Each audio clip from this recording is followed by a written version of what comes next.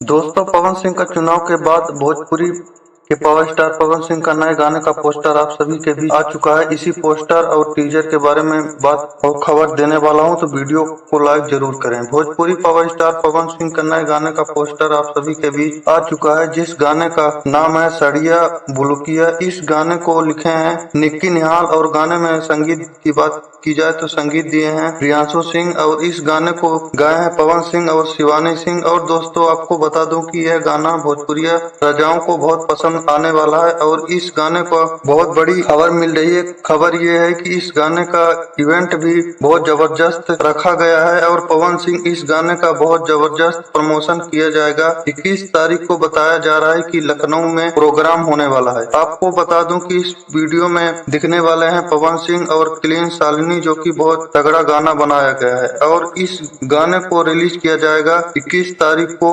माँ गायत्री रिकॉर्ड के YouTube channel पर आने वाला है। वीडियो पसंद आए तो लाइक जरूर करें। धन्यवाद।